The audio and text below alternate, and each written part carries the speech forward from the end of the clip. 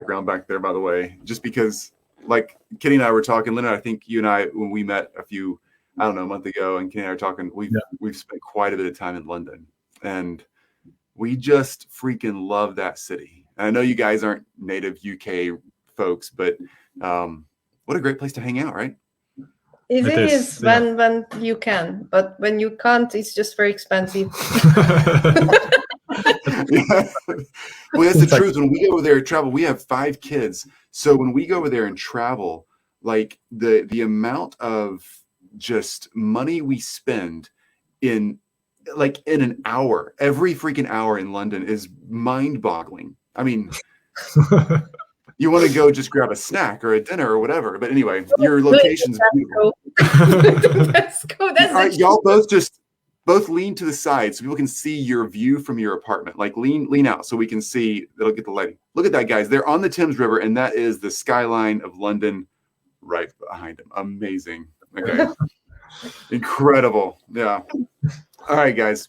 Welcome. Thanks for hanging out with us. So here's how we do this. Hey, everybody. Welcome. I'm seeing you guys jump in. It's good to see everybody. Here's how we do this, Kitty and Lenard, and thanks for lending us your expertise. So we do live Q&A in our group. Anybody can ask questions, and we'll pop questions up on the screen.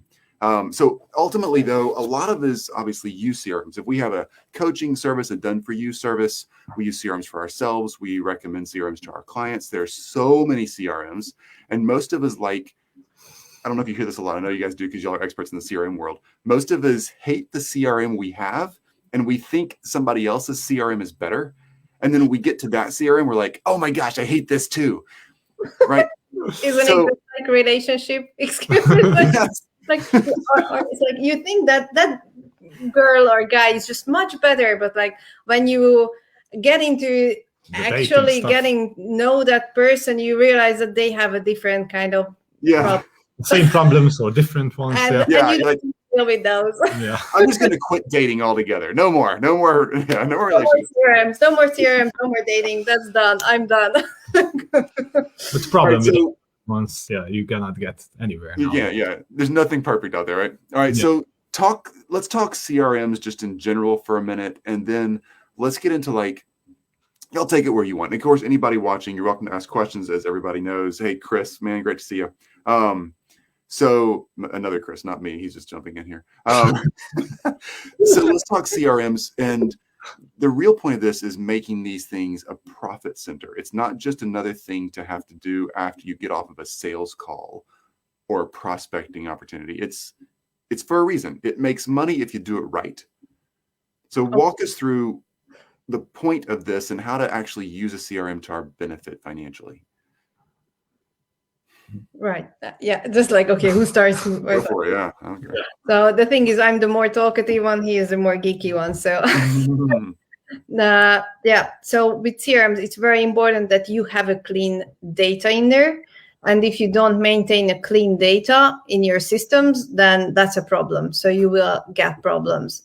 But if you know how to do it the right way, fast way, so you set up everything according to your business. So when you have something to automate it. But if you don't have something to automate, don't try to do that. If you don't have the processes set up, don't try to make it up because it won't work. So when you have a process, you have to understand what's going on in your business. You will have an understanding that, okay, these are the steps, what every lead is taking. What is my my customers' ideal way of going through my offers? Then what set the automations up accordingly, and the CRM must have to contain clean and clear data, and that's where probably the biggest problem is in most cases, that they have a mess. Yeah. Okay. Let me just kind of say, just to pull out what I just heard, because I freaking love what you just said. In our group, we talk a lot about automating the organic. So if the organic process is working, if you're getting leads, you're getting sales calls, you're enrolling people in your program or whatever you use your CRM for, that process that's proven organically is what you automate, that you build a system based on what's working, as opposed to, and I think you said this really clearly, I appreciate that, as opposed to getting a new CRM and you're like, look at all these templates they have for me. I'm going to build out 5 email sequences and all this landing page. And all of a sudden, like a month later, you're still building crap out and none of it works. And it's not even relevant to your business. Yep. And then you will hate it because it's nothing to do with your business. You just wasted your time, your energy. It's a mess what you put in. It's a mess what you get out. And you're losing money and time at the same time, instead of the original purpose of the whole system is to make more money and save more time, right? Absolutely. So just look at the it's a very easy process to go through. Actually, you have to identify what are the things that what do you have any repetitive tasks in your business. If you have any, identify how time. You can do a time study, for example. That's highly recommended, I think, in case if you want to automate stuff or you want to outsource stuff. So you do a time study, you understand that, okay, this is how much I do this task every day or every week, how often, or my team. And then put against that the hourly rate. Mm-hmm. So how much money you earn, just check out your earnings per month or per year, and count your hourly earnings. And then you will see the numbers. Actually, we have a calculator for that, but it's very simple to do. It's like you put in your data. This is how much time I spend on it. This is how often I do it. This is how much I would earn per hour. And this is the money I'm losing on this task. So then you can think about it. Oh, should I outsource this, or can I outsource this, or can I automate this? And then you start to think about the next steps, right? Mm-hmm. So that's where we start. And I would suggest, if you can outsource and automate, choose the automation, because it's less point of failure. Because when somebody's doing it, they could be mistakes. Of course, with automation, you have to test it, but still, in the longer run, you will get it, I think, cheaper, because it's automated and it works smoothly. So you don't have to deal with people issues, which we always know, especially nowadays. You don't deal with people. I love that. You have relationship issues in your life. You have relationship issues with your apps and your systems. You don't want to have another with an outsourced project. If you could have automated it with your existing issue. I love that. Okay, so the time study thing, man, y'all are just hitting some great points. We recommend time studies as well. We do it. I always tell people to do a 2-week time study, because sometimes, I don't know, how long do y'all say? 1 week, 2 weeks? 2 weeks, I agree, because 1 week is rather an example. How do you say it? Exemplary. Yeah. But 2 weeks can give you just like, okay, I had this kind of week, and then you have that kind of week. But if you want to go very crazy about it, do a 1 month. Okay, I love it. I it just struck me. You and I am horrible at I'm stumbling on words here. I'm horrible at finding the right big word, like exemplary. And I was just thinking the irony of the people. We have a lot of people from London and the UK in our mastermind and in this Facebook group, and they're probably listening to both of us. A classic American just butchering the English language. And you guys, you're awesome, freaking genius. Y'all are Hungarian, right? Yes, we are Hungarian. Yeah. Or English. Yeah, I know, but I think it's great. We have butchers on our ways. But you're sitting in London. We're talking in London, and we're both just destroying their English. I love that. Sorry, all you Londoners. Yeah. Excuse us, your mother. All my friends from the UK make fun of my non-English as well. Okay, so getting that time study locked in for 2 weeks and finding the stuff that you're wasting time on, or where you're spending a lot of those minutes that are repetitive tasks. Yes. You can automate those things. And I love how you're tying that in with your value per hour or per minute.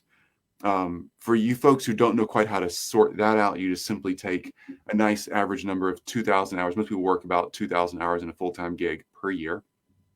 So look at last year's income, or the average year's income, and divide that by 2,000, and that's how much you make per hour. Divide that again by 60, and that's how much you make per minute, if you want to make it simple. And so all the time you're wasting in these tasks that you see showing up on your time study for 2 weeks, kind of average out, you're like, oh my gosh, I spent 4 hours last week just sending the same freaking basically email over and over and over to all these prospects. Yeah, that's real money. It's cheaper to hire a piece of software to do that for you. Yes. Definitely. So Kitty and Leonard, then how do you like talk software itself, like geek out on which CRMs are best right now? It depends on the purpose. Oh, come on. I want a real answer. I'm sorry. I'm sorry, but that's the truth. Everyone has preferences. We will give you what we love and what we prefer and why we do that.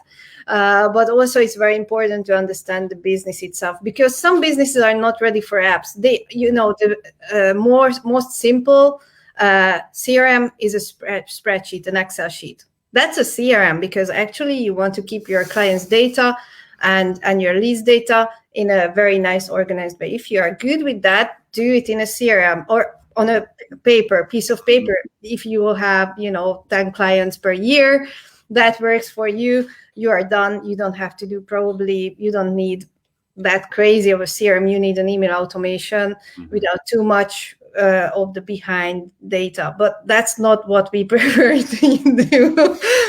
And always think about that the CRM that you choose has to be scalable. So it has to be able to scale with your business, together with your business, and it should be able to start small while you are small and you have not as complicated tasks or things to automate or think about, but still it has captured the data, the lead source, so you can get out of crazy, or not as crazy, but some level of data, and then it can scale with your business. And also what's important is that it has to be goal oriented.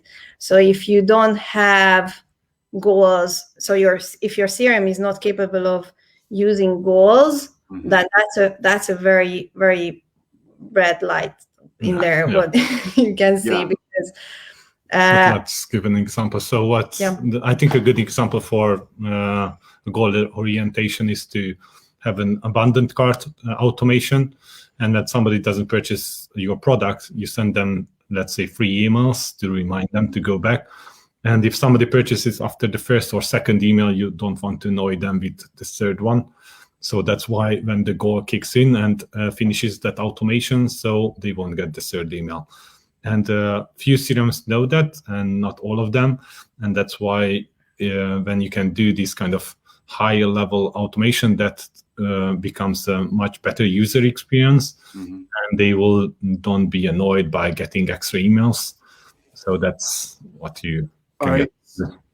This is really good information. I like this, the things that are important to watch for. And I'm assuming, like, do most of them link with like we use Google Drive, or ClickFunnels or WordPress, or integrations. Yeah. Yes.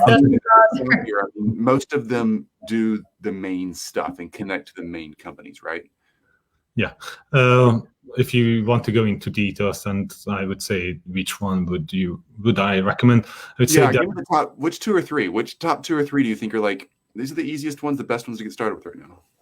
So first and foremost, choose one that's highly reputable and well known at the market, because nowadays every week you see a new one popping up, and who knows that will be there in maybe 1 or 2 years when you hold all your most important data. So I would go with first what we like is ActiveCampaign. And if you outgrown into a higher business, then Infusionsoft, or nowadays they call it Keep, it's a really good choice as well. Really? Okay, so by the way, for all you folks jumping in here, Lenard and Kitty are CRM experts. This is what they do. And we all have our love-hate relationships with CRMs. It's just like, we get that. Yeah. Like Kitty said earlier, it's relationships. You find the flaws in the person you're dating today, and you think the next person's going to be better, but they're not perfect. Nobody is. So we've used ActiveCampaign personally in our agency, ActiveCampaign, and we currently use Infusionsoft. Hi, CN, welcome. Anybody with questions, feel free to ask. You got these for free right now. Yeah, we use Infusionsoft. We call it Confusionsoft. They do that since Yeah. forever. Actually, Let me tell one you of the my- competitors named it that way too. Yeah. And But you love remember, it. Like, should we stay with it? Or are we just not? Maybe we need to lean in on you guys and just have you take a peek in there and make sure we're doing it right. It's I just think it's confusing happy to because do the that. people who built it, it's not for, I think, average person. So let me give my background. I am a CRM developer and I started with Microsoft Dynamics CRM. So if you see that Infusionsoft is confusing, that's only just 5 or 10% what Microsoft can do for you. And I developed that one. So I built a highly customized Microsoft CRM system for a fintech company, and I done thousands of lines of code. Compared to that one, Infusionsoft, for me, it was easy, and I learned it in a couple of weeks. So that's why I said depends on who is using it and what was the purpose of it. So I understand and I see your point, because when I'm coming from active campaign perspective, it is confusing. But if you strip it down and you know how to use it and what's the purpose of it, it won't be confusing. so it's a stronger. Is it a stronger engine, a stronger machine? Yeah. Which feeds at it? I see. Yeah. it's a So- data-driven yeah. machine. Actually, not Active Campaign is not as data-driven as Infusionsoft, and you can set up so beautiful automation sequences in Infusionsoft, what you cannot do in even in Active Campaign. So it's beautiful, even in my opinion, even though I'm not a geek, but he made me a little bit geeky. So I think 2 more examples. So because all the purchase data goes inside of Infusionsoft, then you will know who purchased what and what's their lifetime value as well. So you can market to those ones, because your best customers are those ones who already purchased something from you, and you don't have to find them again. Yeah. You don't have those kind of data in Active Campaign or the lower versions of nowadays CRMs like MailChimp or Aweber.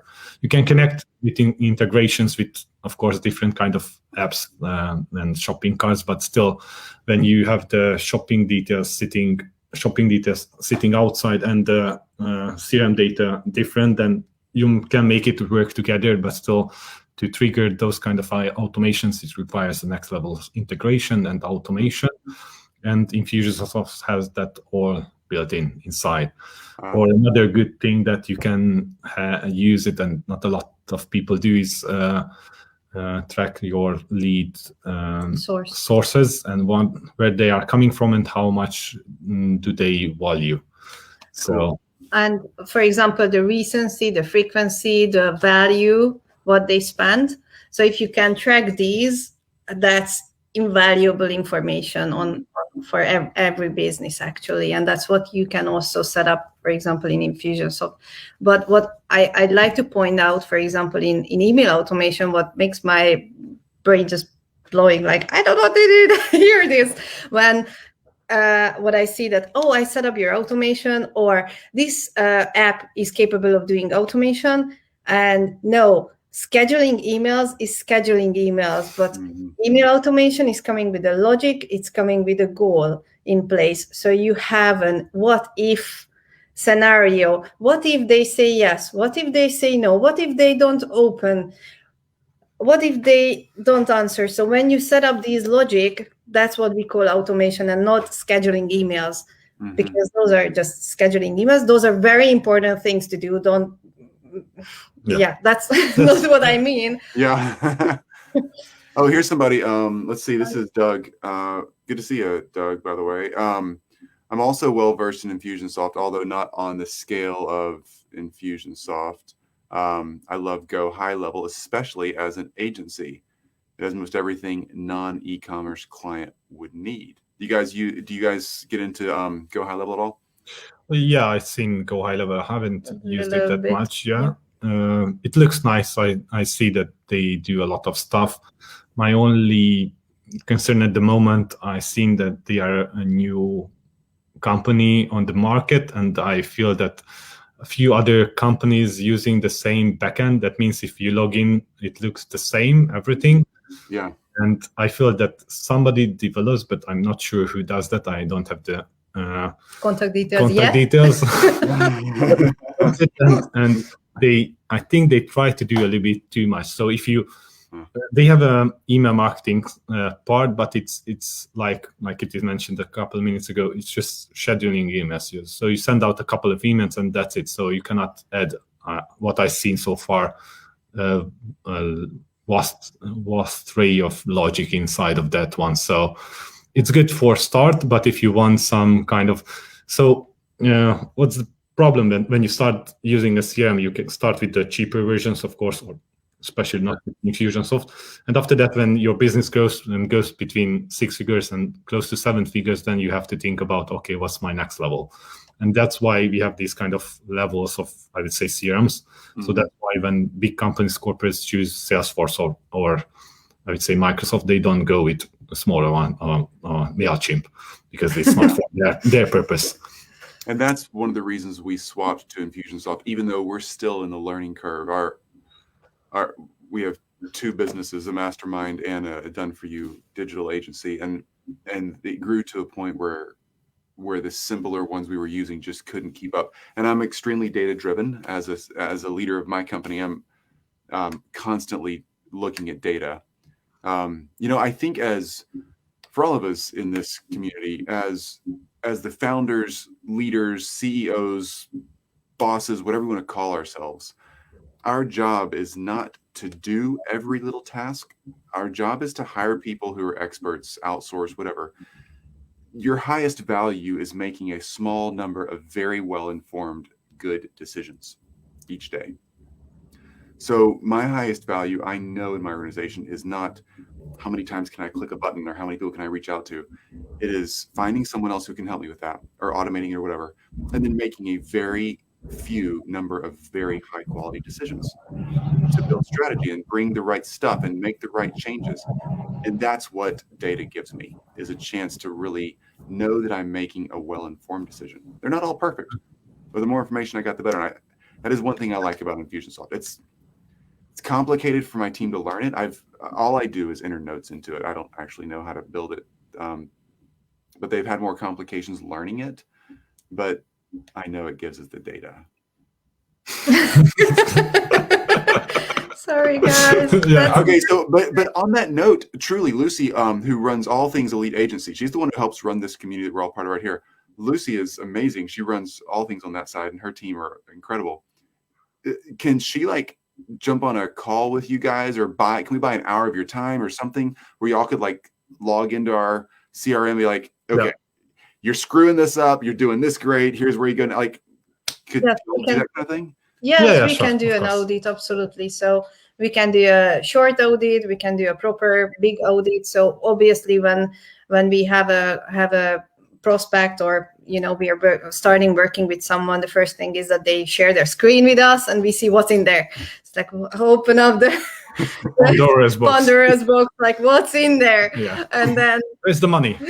Yeah, it's like I'm going to the gym and the coach is like, all right, now stand on the scale. And I'm like, no, dude, how many push-ups do you do? I'm not going to tell you that. Come on. Yeah. Yes. So that's what we do, is we have to see what's in there. And then that's where we start from, just to see that, okay, and we have to understand the business as well, where they are at, what they want to achieve, what are the problems, what they are already facing, what is challenging for them to use their actual app. Because it's kind of also, when you change from a platform to another platform, what you have to think about, it's change management as well. So you have to have your full team to just go through the processes, just I reject this, I cannot accept this, and then, I hate it, I don't want to do this, okay, I have to do it, and then get into the working phase. Yeah. And make it as less painful as possible, but also we have to understand because they are using the system. Mm-hmm. So those are the people who use the system. So we have to understand their processes as well, and help them to make sure that we are here and the app is here for you to make your life easier. And it will be great, but of course it's different. And everything what's different is coming with it, with this change management as well. It's like, oh my gosh, it's another headache. Yeah. Yeah, it is. Yeah, I learned a long time ago to let my team members, I think the small but quality decisions I can make are picking a good team member who I can trust, and then letting them pick the systems that they want to run. So often as an entrepreneur, I think we get in the way of our teams, and I got this, I saw this awesome Facebook ad for Monday.com. We're switching to Monday.com. Like, oh my gosh, no. Like, It's Tuesday. Why do you switch to Monday? Pat says, oh, Pat, great to see you, Pat. Not quite ready for this, but definitely keep the info in mind. Yeah, Pat, you're at that stage where you're going to be needing a CRM soon. For early on, we got to go here in a second. So anybody has any more questions, feel free to ask. We used just a Google Sheet for a spreadsheet for quite a while. But then we got to a point where we had all these data points, like first interaction, they entered this group, we had this message, then we had a meeting, then we sent out 2 emails, and all of a sudden we got like, you know how when the spreadsheet goes from A to Z at the top, and then you get into like double numbers? Yeah. Yeah. We were way into the double numbers. I was like, oh my gosh, this is impossible. And that's when we decided, Yes, and getting, any business can lose lots of money just because of forgetting to call someone up to get something done. But if those things, you get reminders, another team member gets a reminder as well, just in case, because that person's weakness is this. Yeah, exactly. The assistant gets a reminder as well. That's also helpful. There's Chris Anderson. Good to see you, man. Chris is a podcast expert. If you're anybody watching, if you're figuring out podcasting and monetizing a podcast, Chris is your guy. Anyway, yeah, Chris, just even basic spreadsheets, right? It's that data, right? We just got to have data. Mm-hmm. If you don't need that, you are fine with Google Sheets. Don't make any changes until you don't have to. Yeah. If whatever system works for you, stick to it. Just know your data. Yep. Yes, that's it. That's what matters. Yeah. And then Chatelle, hey, Chatelle's awesome too. Chatelle is really cool too. She's in our community. She teaches women who are looking to leave their 9-to-5 gig how to make that entrepreneurial jump and like set up the business and get it structured and actually have the guts and the strategy to make it happen. Super cool. Chatelle, anyway, I haven't signed up for a CRM yet, but I do use a CRM and Google, of course, which has been working thus far. Yeah. You use CMS, and WordPress, usually WordPress. Yeah, cool. Yeah. Cool. That's great. Usually WordPress or something. Yeah. But it gathers the data and it keeps it in a spot. I mean, that's the goal. And then when you're ready to swap, you swap. When you are not ready, don't do. I mean, it's not about. Yeah. So if you have a system that works for you, you don't need to look at CRMs. Don't waste your time with that, right? He says Honeybook. Yeah. Cool. Yeah, that's right. But bottom line is use the one you're going to use, right? It's like all of us at the beginning of the year, we're all going to eat healthier. The diet you do or the exercise you do is the right one, not the one you hope to do, because that's the one we never get to. It's the one we do, right? And same with just keep the data and you can move to a fancy CRM. Yeah. And also what I found is very exciting that recently I realized that some of these CRMs, if they are very good, those are built by geeks who know their stuff so freaking well, and they want to squash everything into that same app, but that's extremely not user-friendly. And that's why we human beings, we suffer from actually acting in those geeky CRMs, but those are actually the good ones, unfortunately. And Lenard is also consulting with some CRM developing CRM companies, just to help them to look and feel better and work properly. So he does that too, and that's what I see recently very often. Just like, okay, I do understand this. So geeks build it for geeks because they cannot think any other ways, and then they need someone who is, a translator it's usually either me or him, because the good thing about Leonard that even though he's a geek, he speaks human. So, so yeah, that's so true. We got our geeks, right? We got to have our geeks. Our geeks are like saving the world somehow. but not Okay. community. Cool. Well, guys, awesome to have you. I just dropped your links to y'all's Facebook. That was so Southern American right there, y'all. Totally messing with our proper English today. I just dropped your links to your names and your Facebook profiles in the section up here above the video, so people can find you. Guys, if you need CRM help, I can't overstate this. Hire an expert, like, to just either sit down with you, like these two will sit down with you for a little bit on a Zoom call and hear about your business and help you make an intelligent decision on which CRM you hire. Or if you already got a CRM and you're thinking about, just getting it cleaned up, they can help you audit that. It is worth 30 minutes or an hour of your time and a few bucks to hang out with somebody who can save you literally dozens of hours watching YouTube videos and tutorials on how to do something that will just make you mad. Yeah. Kitty, Leonard, thank you. We thank you. It was amazing. Great Thank to see you guys. Yeah. All right. Y'all have a great day in London. Thank you. Take care.